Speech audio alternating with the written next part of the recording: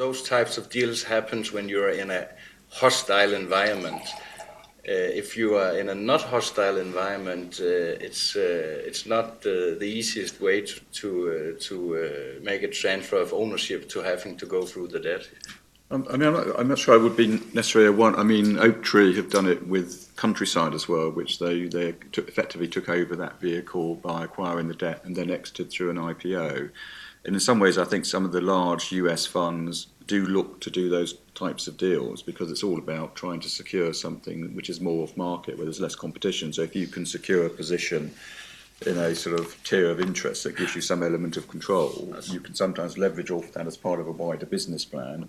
But obviously you have to assume on the base case what would happen if you can't exercise those rights, taking into account, for example, uncertainty of documentation in terms of what, is there going to be any cash flow coming through, will cash be trapped underneath? So I think there will be particular instances where some funds try to do that, but it does take a long time to actually implement the strategy. And obviously in some jurisdictions it's more difficult because of the local laws. Certainly my experience, the bilateral loans I was talking about, they're basically acquiring the loan with a view to, they've worked out a strategy for actually getting control of the underlying collateral. I think you see that with things like hotel loans, for instance. The people who want to buy the hotel loans have hotel platforms where they want to just sit there with a loan. They want to actually control the platform to put the hotels onto their platform. So that'll all be part of the strategy.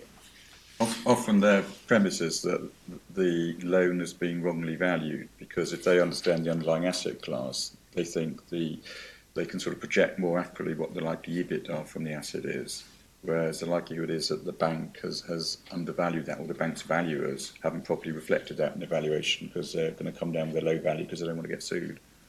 Right, so in this particular case, in the multi example, because it gave access to particularly the Turkish shopping centre portfolio, then that was a very specific deal that focused on that. And what you're saying is that there's a similar thing if you're looking at hotels. If you've got the platform, then the experts on that side will be able to value that probably better than the banks and see that there's some leverage for them. And banks have recognised that in the market by, for example, there's a portfolio of Lloyds are looking to sell a portfolio of hotel loans at the moment, which is a portfolio over sort of disparate provincial hotels, which would be quite difficult to sell individually, but which might be attractive on a portfolio basis.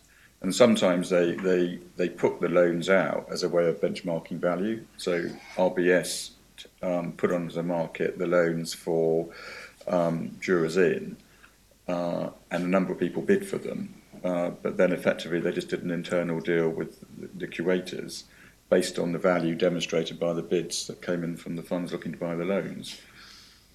So that partly goes back to the fatigue about tender processes.